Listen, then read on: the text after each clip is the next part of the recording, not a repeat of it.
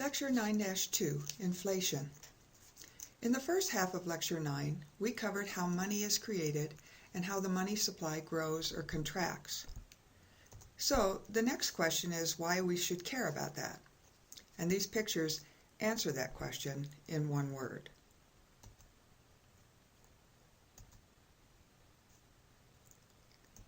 Inflation. Your first impression might be that having more money has to be a good thing.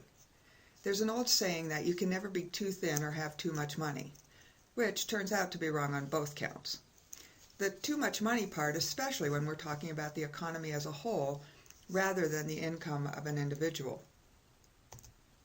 As a general rule of thumb, we'd like the money supply to grow at the same rate as the production or output of the economy, to create an environment of price stability and to reduce uncertainty about the future. Think back to the ideas we've developed throughout these lectures. We started with the contention that economic growth is the path to wealth, and we identified the institutions that are associated with economic growth. We looked at the role entrepreneurs play in markets and pointed out that they must choose to accept risk. Obviously, their willingness to do so is enhanced by stability and is reduced by uncertainty. Inflation produces uncertainty in capital letters. It's a serious economic problem, and most economists believe that it's tied to the money supply. Inflation is a general increase in the level of prices. Now, note that this is not the same thing as an increase in the price of this good or that good. The relative prices of various goods and services change all the time, with the conditions of supply and demand in the market. Prices going up for some and down for others as the economy changes. Inflation describes the price level, the prices of all goods and services increasing. And in order for that to happen, there has to be more money in the economy. Think of money as chasing after goods and services. If we produce more goods, we also have to create more money to keep prices stable.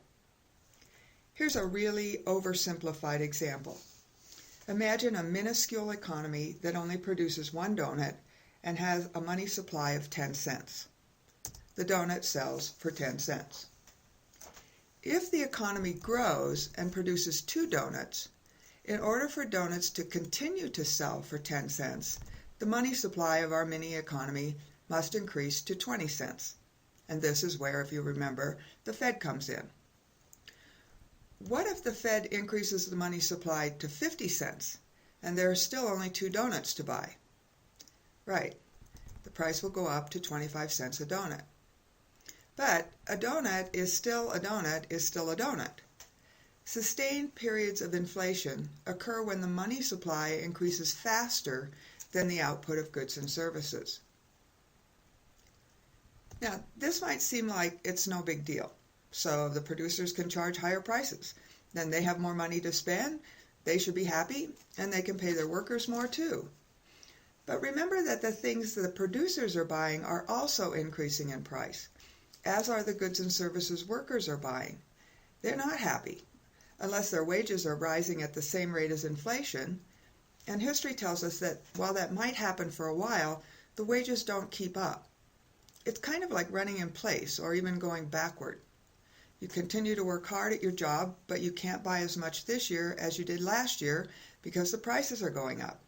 You get poorer by working. Not good. The primary effect of inflation is to erode purchasing power. It's like the dollar shrinks in value. Each dollar purchases less than it did before. The most common measure of inflation is the Consumer Price Index, or CPI, compiled by the Department of Labor's Bureau of Statistics.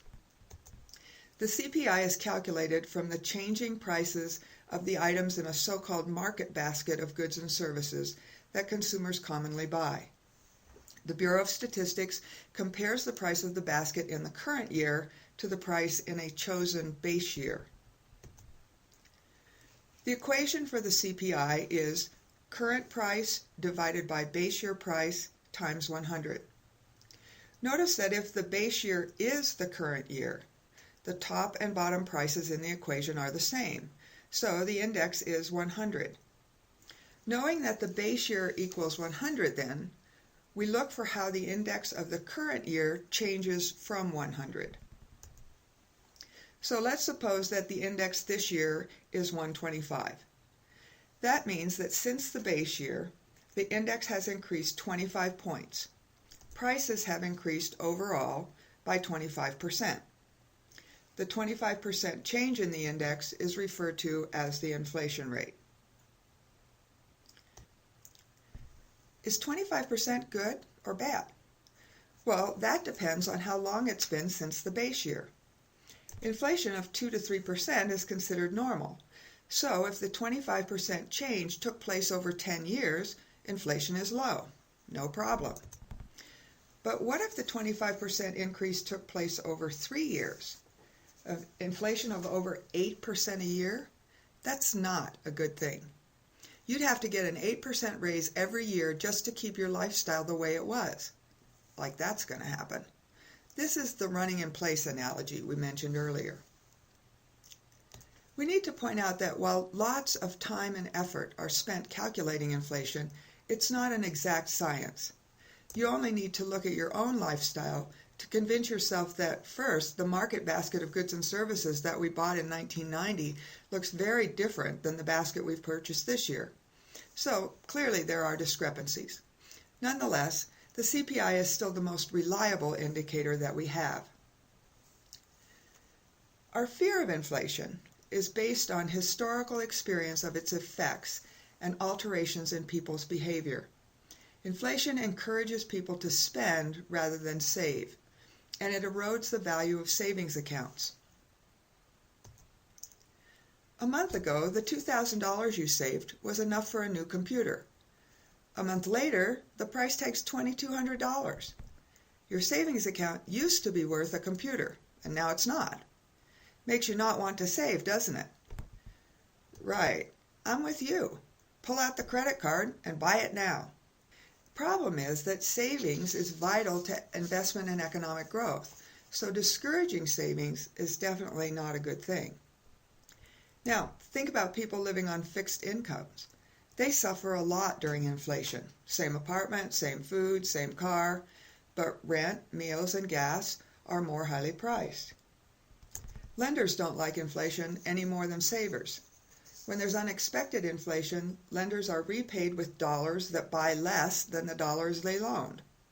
When there's sustained inflation, interest rates rise as lenders try to protect themselves, and higher interest rates mean less borrowing and less investment. Meanwhile, the inflation's putting upward pressure on wages and strengthening workers' incentive to spend and accumulate debt. This additional spending just makes the rising spiral of prices and wages worse. For investors, inflation creates additional uncertainty, so business activity tends to fall off. Scholarship over the past couple decades has left few economists with any doubt. Inflation occurs as a result of rapid increases in the money supply. Let me say that again for emphasis. The basic cause of inflation is too rapid expansion of the money supply. Historic data confirms that when there have been rapid increases in the money supply, they've been followed by rapid increases in the price level. You may remember that in the United States, control of the money supply is the responsibility of the Fed. When the Fed's successful, prices stay stable and we don't suffer the effects of inflation. Most other developed countries also have institutions comparable to the Fed, central banks that bear this responsibility for managing the money supply. In many developing countries, however, central banks are weak or non-existent, and the money supply may be manipulated to serve the purposes of those in power. The hyperinflation of Zimbabwe or post-World War I Germany were essentially the result of government financing its own spending by printing money. This lack of monetary freedom and monetary stability plagues many of the kleptocracies of Africa and Asia today, and it's a major barrier to economic growth. Remember, the three functions of money are, first, it's a medium of exchange, and inflation discourages the use of money, and people revert back to bartering. Money's supposed to be a standard of value. If prices are constantly changing in an inflation, the signals about the relative scarcities of resources, goods, and services are unreliable. And last, money's supposed to be a store of value, but if prices are rising rapidly, the value of today's dollar is less than yesterday's. In fact, during hyperinflation, like in the pictures we've shown, currency may be worth less in the afternoon than it was in the morning. During the German hyperinflation, factory workers were paid twice a day, and they ran to the factory entrance to give their wages to their wives, who hurried to buy food for the evening meal before prices went up again. While our major concern is with inflation, we should mention that the opposite condition, deflation, is also undesirable. Deflation is rare and it doesn't get as much attention as inflation, but it does occur and it can have devastating effects, as evidenced by the struggles of the Japanese economy over the first part of this century. It's not only a problem when the money supply expands too rapidly, but when it expands too slowly. If there are more products to sell and the same amount of money to buy them, prices have to fall. But remember that producers have already paid the old higher prices for the resources to make the products. If the deflated prices don't cover their costs, and they're not likely to do so in a competitive market, the producer gets squeezed in the middle.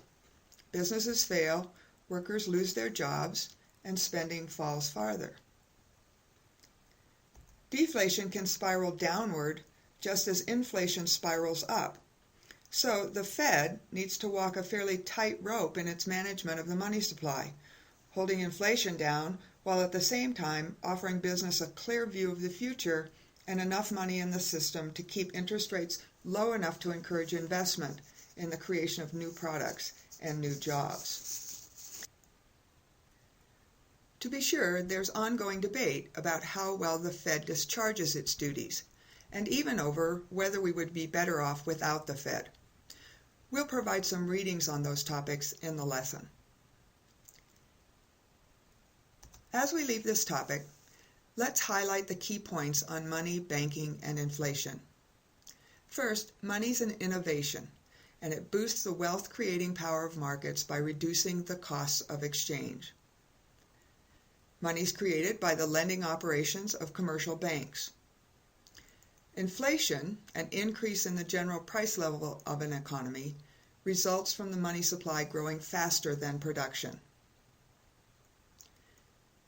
Fourth, inflation creates incentives for consumers and producers to act in ways that disrupt economic growth. And finally, in the United States, the Federal Reserve System is responsible for managing the money supply to prevent inflation and encourage economic growth. This is the end of Lecture 9-2. Please check the lesson guide and submit your assignments before returning to the lecture on Topic 10, International Markets.